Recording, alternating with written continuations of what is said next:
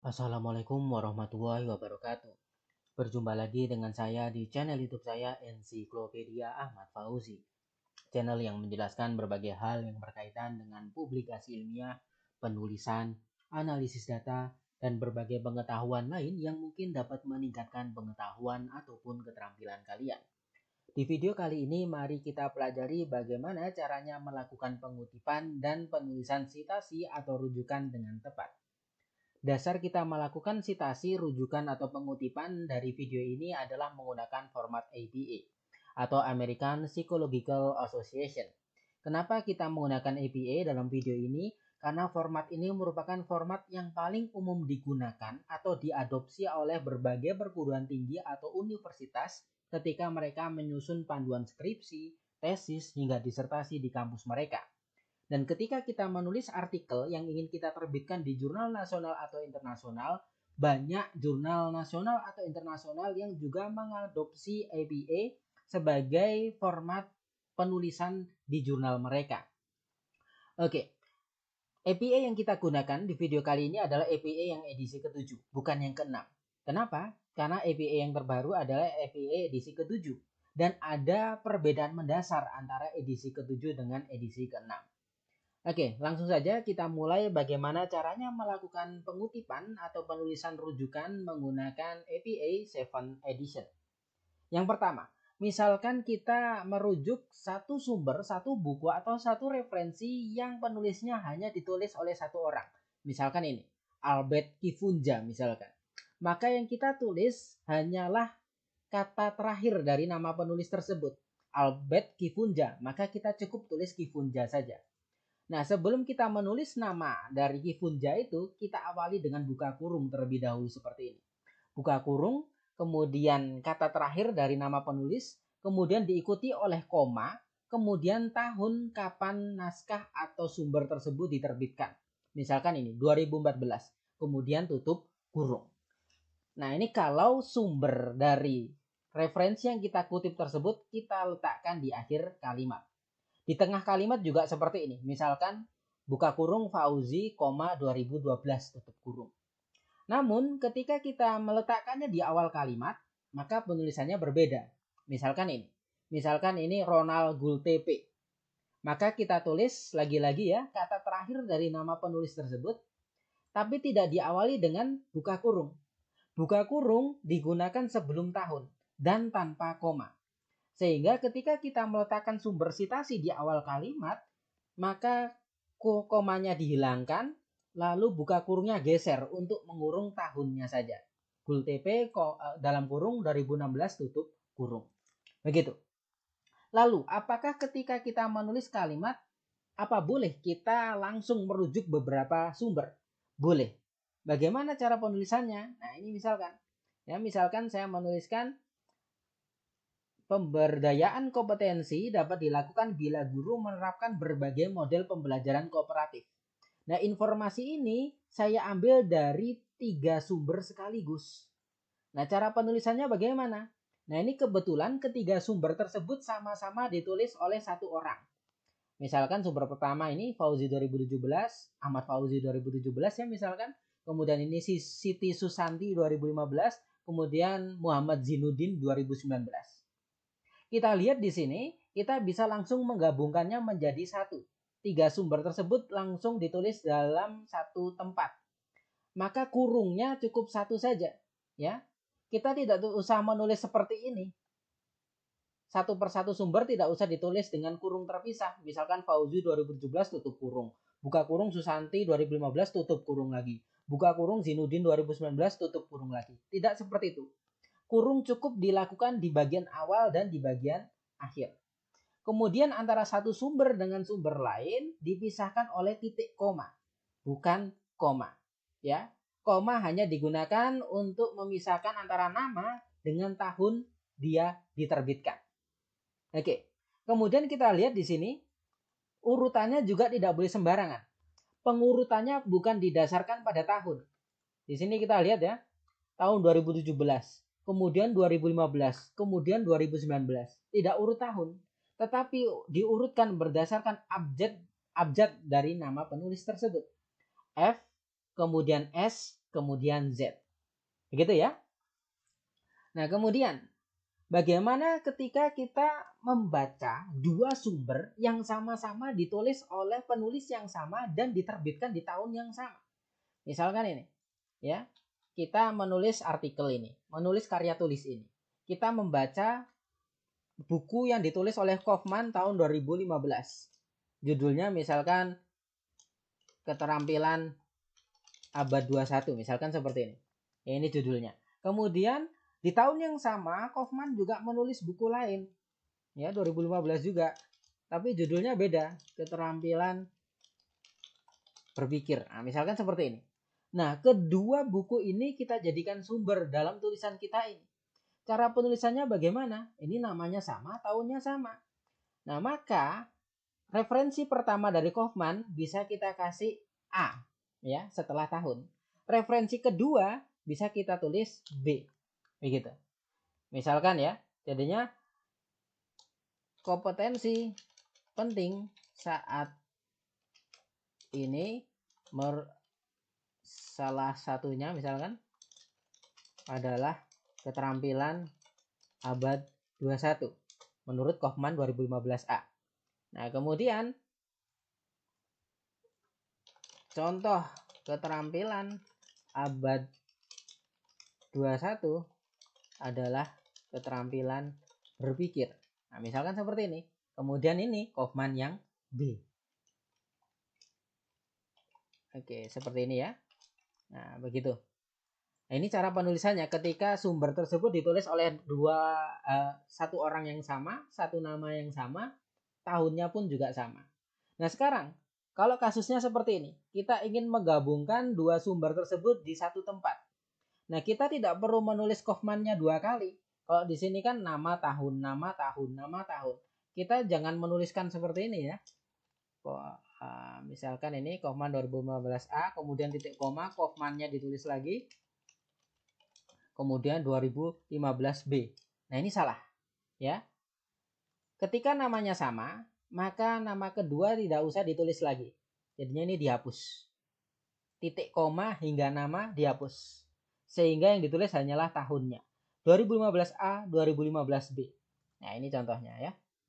Kaufman 2015A, koma, bukan titik koma, kemudian 2015B. Baru tutup kurung. Nah, misalkan kalau sumbernya namanya sama tetapi tahunnya berbeda. Misalkan Raharjanto yang satunya 2013, kemudian Raharjanto yang satunya 2016. Sama, tidak usah ditulis titik koma kemudian namanya diulang ditulis lagi. Tetapi cukup ya. Cukup ini ada komanya ya, mohon maaf. Nah, tapi cukup ini titik koma sampai Raharjantonya dihapus, shred. Sehingga yang ditulis cukup tahunnya saja. Nah, ini contohnya Raharjanto 2013, 2016, loh, ini kok ada ND dan ada Inpres. Ini maksudnya apa? Nah, jadinya misalkan informasi ini, asesmen yang berkualitas ini saya kutip dari 4 sumber yang sama-sama ditulis oleh Raharjanto. 2 sumber tahun 2013 dan 2016. Sumber lain itu ternyata tahunnya tidak ada. Ya, tidak ada informasi tahun. Maka kita bisa tulis N.D. ND itu singkatan dari no date atau artinya tidak ada tanggal. Itu ya. Kemudian Inpres. Inpres itu maksudnya apa? Inpres itu naskah yang sudah dipublikasikan namun tahun publikasinya belum dimunculkan. Loh, apakah ada seperti itu? Ada. Kalau kita baca jurnal-jurnal internasional bereputasi, misalkan jurnalnya Taylor and Francis, bisa saja naskah kita diterima tahun 2022. Sudah dimunculkan di websitenya tahun 2022. Tetapi editor berkeinginan naskah kita itu masuk edisi 2026. Tapi dimunculkan di website sejak 2022. Maka naskah kita tadi masih dalam keadaan Inpres. Sehingga ketika kita menulis informasi, kemudian merujuk pada Raharjanto dari 4 sumber Raharjanto yang berbeda tadi, maka kita bisa tulis seperti ini. Raharjanto yang pertama no date, kemudian tahun yang lebih muda, tahun yang lebih tua ya, kemudian tahun yang lebih tua, lebih muda maksud saya, tahun yang paling mendekati kita saat ini, kemudian yang terakhir adalah Inpres. Lagi-lagi saya ingatkan, Raharjantonya tidak perlu ditulis berkali-kali. Kemudian yang memisahkan antara satu sumber dengan sumber lain adalah koma saja. Gitu ya. Oke. Kemudian, kalau sekarang penulisnya 2. Tadi yang kita bahas ini semuanya penulisnya 1. Nah, kalau penulisnya 2, maka kata terakhir dari kedua penulis tersebut kita tulis dua-duanya. Misalkan ini, buku karangan Ahmad Raharja dengan Siti Hartati. Maka kita tulisnya buka kurung Raharja dan Hartati, 2012 tutup kurung. Di sini yang perlu kita perhatikan, di sini kita tulis dannya menggunakan simbol. Bukan DAN, bukan AND, tetapi menggunakan simbol. Tetapi kalau kita menuliskan sumber ini di tengah atau di akhir kalimat, nah kita bisa menuliskan seperti ini. Rudi dan Budianto baru tahunnya ditutup. Atau bahasa Inggrisnya di sini bisa N. Rudi and Budianto, kemudian buka kurung, 2013 tutup kurung. Kita lihat ya perbedaannya ya. Kalau yang awal tadi, kalau namanya di dalam kurungan, maka menggunakan simbol dan, bukan tulisan kata DAN atau AND. Tetapi kalau kurungnya untuk mengurung tahun, sehingga namanya keluar kurungan, maka simbol ini ditulis menjadi kata N atau DAN, dan. Begitu ya. Oke, kemudian kalau nama penulisnya lebih dari 2. Kalau nama penulisnya lebih dari 2, misalkan ini Lindsay, kemudian Gonzales, kemudian Sarapovang misalkan, maka kita cukup menulis kata terakhir dari nama penulis pertama saja. Jadinya penulis kedua, ketiga, dan seterusnya tidak usah ditulis. Cukup tulis nama penulis pertama. Kemudian diikuti oleh @l atau bahasa Indonesianya DKK. Kemudian di sini ada 2 tanda baca sekaligus, titik baru koma, kemudian tahun terbitannya. Sedangkan sebelum DKK atau sebelum @l di sini tidak ada tanda baca sama sekali. Jadinya Lindsay @l atau Lindsay DKK titik koma 2014. Ini kita lakukan, ini kita tulis ketika nama penulisnya 3 atau lebih. 4, 5, 6, 10, 20 kita cukup menulis nama penulis yang pertama. Begitu ya. Nah, kemudian ini contoh yang lain. Ini misalkan penulisnya 4 penulis, maka yang cukup ditulis adalah nama penulis pertama saja, kemudian @l atau DKK titik koma 2015. Nah, sekarang kalau namanya dikeluarkan dari kurungan, misalkan sumber ini kita tulis di awal, maka penulisannya seperti ini. Peri, lagi-lagi tidak ada titik, koma, dan sebagainya, langsung tulis @l atau DKK, kemudian titik tanpa diikuti koma. Kemudian dalam kurung tahunnya. Begitu ya. Jadinya kelihatan ya bedanya. Kalau namanya ikut kurungan, setelah @l ada titik dan koma. Kalau namanya keluar dari kurungan, setelah @l hanya titik, kemudian dalam kurung tahun terbitannya. Oke, gitu. Nah, sekarang kasusnya. Misalkan kita membaca 2 buku yang berbeda. 2 buku tersebut sama-sama ditulis oleh 4 penulis misalkan. Nah, menariknya buku itu ditulis di tahun yang sama dan penulis pertama dan kedua juga sama. Misalkan ini. Ya, Rudi Anto Tina.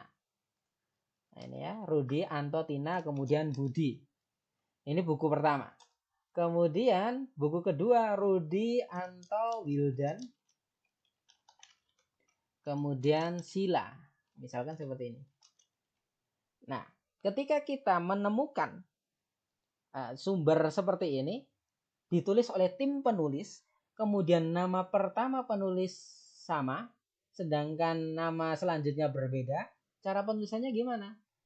Nah, seperti ini contoh penulisannya, kita tulis nama yang sama dahulu, sama-sama Rudi. Nama pertama sama, kita tulis. Nama kedua sama atau tidak? Sama ternyata, kita tulis juga. Nama ketiga sama atau beda? Nah, ini ya. Maka nama ketiga tetap ditulis. Tina. Kemudian baru nama selanjutnya tidak usah ditulis, langsung @l. Begitu juga sumber kedua, Rudi Anto, kemudian nama yang berbeda Wildan, kemudian @l. Begitu ya. Sama saja, misalkan di sini namanya sama-sama Budi. Baru nama kelimanya yang berbeda. Misalkan ini apa ya? Misalkan Jody, yang di sini Jerome. Misalkan seperti ini. Maka untuk referensi pertama, bodinya tetap ditulis. Dan kita berhenti hingga nama penulis yang berbeda. Sorry ya, ini sama-sama yang penulis ketiga. Mohon maaf, ini misalkan Rudi Anto Tina. Kemudian di sini referensi kedua juga Rudi Anto Tina. Kemudian yang berbeda baru nama keempat. Di sini Budi, di sini Wildan. Maka kita tulisnya di sini tetap ya Rudi Anto Tina, kemudian Budi. Hingga nama pertama yang berbeda, et.al. Kemudian di sini juga Rudi Anto Tina tetap ditulis, kemudian di sini Wildan. Ya, paham ya di sini? Ya, jadinya ketika kita menemukan dua sumber yang ditulis sama-sama tim penulis, kemudian ternyata ada beberapa nama yang sama, kita tulis semua namanya yang sama, kemudian nama penulis pertama yang berbeda. Misalkan penulis yang berbeda adalah penulis keempat, maka kita tulis sampai penulis keempat. Penulis yang sama kelima, kita tulis namanya sampai penulis kelima. Begitu. Intinya misalkan titik, kemudian Rudianto et al, kemudian 2020. Kalimat selanjutnya titik, kemudian seperti ini. Et al, kemudian ini juga 2020 misalkan. Nah, ini contohnya ya, biar jelas ya. Ini Rudi Anto Tina et al 2017. Kemudian di sini ada Rudi Anto Wildan et al 2017. Jadinya ini berbeda dengan ini tadi. Tadi kan saya katakan, kalau penulisnya lebih dari 2, kita cukup tulis nama penulis pertama diikuti oleh et al. Tetapi hukum ini, peraturan ini berbeda ketika ada 2 referensi yang sama-sama ditulis oleh tim penulis yang ternyata penulis pertama, kedua, ketiga dari kedua referensi tersebut sama. Jadinya kita tulis semua nama yang sama, kemudian tambah satu lagi nama penulis yang berbeda, baru setelah itu kita tulis et al. Oke, kemudian kasus lain. Misalkan kita menemukan 2 referensi, namanya nama kata dari nama penulisnya sama, kata terakhir. Misalkan ini Esu, ini Yesu. Ya, buku pertama kita baca karangannya Su, tapi ini misalkan S-nya siapa ya? San ya, Sansu misalkan. Ya, buku pertama Sansu tahun 2016 misalkan. Kemudian referensi lain ditulis oleh Su yang lain, tapi namanya Yui Su 2016 juga misalkan, atau 2017. Nah, ketika kasusnya seperti ini, peraturan awal tadi yang saya katakan yang ditulis cukup kata terakhir dari nama, itu peraturan itu dilanggar, harus diubah ya. Jadinya ketika kita menemukan kasus ada 2 buku atau 2 referensi yang sama-sama ditulis oleh orang yang berbeda, tetapi kebetulan kata terakhir dari nama mereka sama, maka kita tulisnya tidak hanya kata terakhir saja, tetapi inisial kata pertamanya kita tulis juga. Nah ini contohnya. Jadinya ini ya, ada buku sama-sama ditulis oleh Su, satunya siapa tadi? Ya, satunya Yuisu, yang satunya Sansu. Maka kita tulis S.Su 2016, Y.Su 2016. Meskipun tahunnya berbeda, kalau kata terakhir dari kedua sumber tersebut namanya sama, maka tetap kita tulis seperti ini. Tidak boleh Su 2016 dan Su 2017. Tidak boleh. Jadinya kita tambahkan singkatan kata awal dari nama mereka. Begitu ya. Nah, sekarang kalau kutipannya langsung ya. Ini semua yang saya jelaskan tadi kutipan tidak langsung. Maksudnya kutipan tidak langsung itu bagaimana? Kutipan tidak langsung itu ketika kita membaca informasi, kemudian informasi tersebut kita tulis menggunakan kalimat atau bahasa kita sendiri. Jadinya ketika kita mengecek sumber dari Lindsay, kalimatnya nggak sama persis seperti ini. Ketika kita mengecek Kifunja, kalimatnya tidak sama persis seperti ini. Artinya kita melakukan kutipan tidak langsung. Informasi yang kita baca dari sumber, kita olah menjadi kalimat kita yang berbeda. Itu kutipan tidak langsung. Nah, kalau kita ingin mengutip dan kutipannya langsung, kalimatnya sama persis dengan sumber, bagaimana cara penulisannya? Nah, cara penulisannya adalah kita gunakan petik. Nah, ini contohnya ya. Misalkan kita membuat kalimat, model pembelajaran kooperatif dapat memberdayakan keterampilan berpikir kritis karena, nah kemudian kata-kata ini merupakan kutipan langsung dari Gonda. Jadinya kita membaca bukunya Gonda, kemudian ada kalimat yang ingin langsung kita salin, ingin kita kutip tanpa kita ubah. Maka kalimat tersebut kita salin di sini, kemudian kalimat tersebut dipagari oleh petik 2 di awal dan di akhir. Kemudian kita lihat bedanya di sini, penulisan sumbernya. Misalkan ini penulisnya satu ya, Burhanuddin Gonda misalkan, ditulis tahun 2020, jadinya Gonda, 2020. Kemudian bukan langsung tutup kurung, tetapi kita tulis halamannya. P itu page, kalau bahasa Indonesianya hal ya, halaman. Ya, P titik kemudian 202. Ini halaman ke 202. Baru tutup kurung. Begitu. Dan kutipan langsung bisa kita letakkan di akhir seperti ini atau di awal seperti ini. Nah, misalkan kita buat kalimat lagi, kemudian bagian awal dari kalimat ini kita lakukan pengutipan langsung dari Renal et al. Jadinya kita tulis seperti ini. Ini kita salin langsung dari Renal, kemudian kita pagari dengan petik 2 di awal dan di akhir, kemudian kita tulis kalimat selanjutnya yang mungkin tulisan kita sendiri. Nah, meskipun ya ini perbedaannya ya. Meskipun kutipan langsungnya berakhir di sini, kemudian ini kalimat lanjutan kalimat tulisan kita, sumbernya tetap kita tulis di akhir. Tidak kita letakkan di sini, tidak ya. Tidak kita letakkan setelah petik. Jadinya ini kutipan langsung tidak langsung diikuti oleh sumbernya. Tetapi sumbernya tetap diletakkan di akhir kalimat. Nah, ini bedanya dengan kutipan tidak langsung. Kalau kutipan tidak langsung, misalkan ini kutipan tidak langsung, ini sumbernya langsung kita tulis di sini. Ya. Seperti ini lagi contohnya. Ini sumbernya ini langsung kita tulis. Kemudian ini sumbernya ini langsung kita tulis. Yang ini sumbernya ini langsung kita tulis. Tidak diletakkan di akhir kalimat semua. Tetapi kalau kutipan langsung, meskipun berakhirnya kutipan di tengah kalimat, sumbernya diletakkan tetap di akhir kalimat. Nah, ini contoh ketika sumbernya ditulis oleh 3 orang atau lebih. Renal, kemudian tanpa tanda baca apapun, kemudian et al, titik koma, tahunnya, kemudian koma, P atau halamannya, titik, halaman keberapa. Baru tutup kurung. Nah, sekarang kalau sumber ini ditulisnya bukan di akhir. Nama penulisnya dikeluarkan dari kurung. Cara penulisannya bagaimana? Nah, ini contohnya. Penulisnya misalkan tim, nama penulis pertama adalah Widodo, maka Widodo et al, titik, kemudian tahun, kemudian menyatakan baru ini merupakan kutipan langsung yang kita ambil. Tetap ya dipagari oleh tanda petik. Baru setelah itu halamannya kita tulis dalam kurung P.56. Ya, jadinya informasi halaman tidak langsung mengikuti tahun. Berbeda dengan ketika namanya di dalam kurung. Ketika namanya di dalam kurung, halamannya langsung setelah tahun.